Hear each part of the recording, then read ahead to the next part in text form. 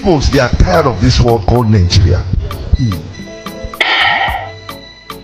Hausa is not the problem, but the Igbos. Any Igbo can go against it. You can lambast me, you can insult me, it's not my business. It gives me courage, it gives me more glory and blessing. Your insult. Igbo, they are the problems of this country. They are desperate of power. They want to rule Nigeria at all cost.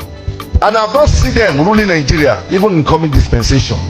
Let them bring, when 10 trillion will come out. Igbos, they are betrayers of themselves. People cannot control Nigeria. Let's be realistic, let's be honest with ourselves.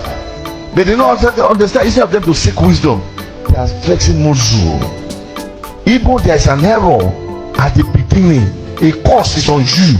If you don't reverse that curse, Igbo, you can't be president of anything in Nigeria. That was supposed to be a pastor, or rather a man of God. A man of God. Why would you blame him? Why would you blame him? He's a product of a defective, shapeless entity. Yes. But then, I don't want to talk about him. I just want to point out one or two things about the Igbos, or rather Ndi Igbo. Yeah, you know, number one is that the Igbo man remains Nigeria's focal point. You know, a point of discourse. Nigeria, the Igbo man motivates Nigerians beyond anything else. You know, some of them positively, some of them negatively. Particularly those very weak-minded, fickle-minded, visionless people that have no genuine excuse to be human to start with, that have no future, that has got nothing to contribute to nationhood. To them, the Igbo man is their nightmare. The Igbo man motivates them wrongly. That's why you hear statements like that. You know, another thing is that whomever is seeking cheap publicity knows where to go to. Whoever is seeking cheap followership knows which tribal brand to point at, and he will get whatever he's looking. The attention he's seeking will come. That's how dynamic and powerful Ndi Igbo is, and the Igbo man is to the entity called Nigeria. There's nothing Nigerians have not done to the Igbo man. There's no name in this world that they've not called the Igbo man. And yet, Ndi Igbo are and remains part of the country itself.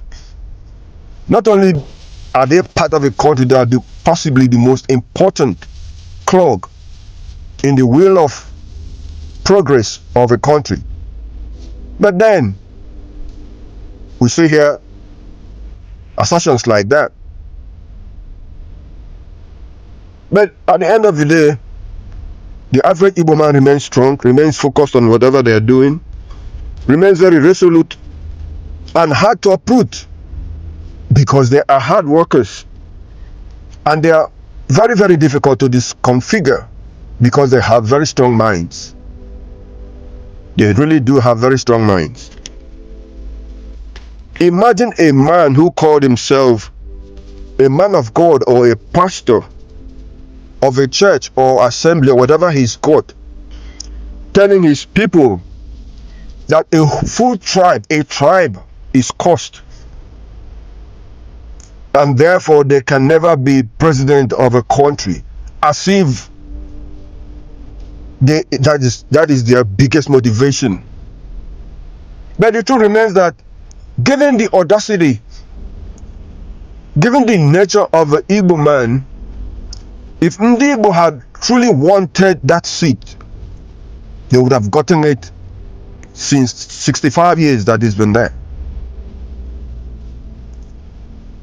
But they focused on other things. because that is the nature of the Igbo man. They focused on other things, not politics. It is difficult to find an Igbo man a rich Igbo man that was funded by the government or who stole from the government to get to where they are. If they are there, maybe 1 or 2%. Majority are self-made men and women. That is the true nature of the Igbo man. And that is what hurts these people. This man said that all the Igbo nation is cursed. All our people are cursed. Then you now ask him who cursed the Igbo man, because it was an empty statement. If the Igbo man is cursed, how come they are the most progressive of the tribes in Nigeria? Communally and individually. If the Igbo man is cursed, how come the Nigerian government or the Nigerians or whatever they are will not let them go like they've always wanted to or advocated for? It doesn't make sense, you know. And that shows how many psychotic, shameless people like this man destroys the soul of innocent Nigerians out of bigotry and unnecessarily hurtful intentions and hatred. Well,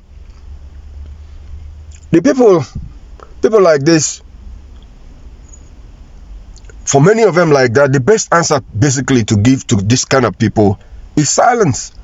Ignore them. They get that sense of fulfillment of whatever from getting responses. And that was why he was saying he doesn't care whatever people will call him or whoever is going to call him, because he knew very well that what he was doing was wrong. Luckily for him, he's gotten the attention of people like us. It's very, very unfortunate. It's very unfortunate. The advice is that people like this should seek redemption. They should seek deliverance. They require mental emancipation.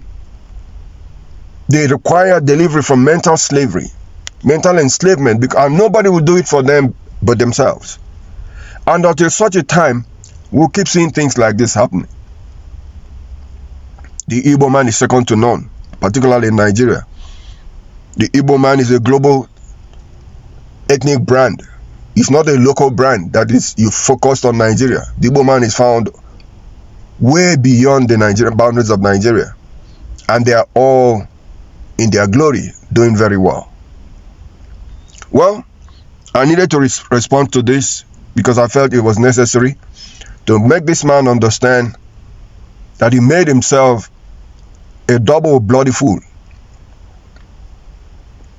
Because you cannot lay such accusations that doesn't make sense and that is empty and brainless.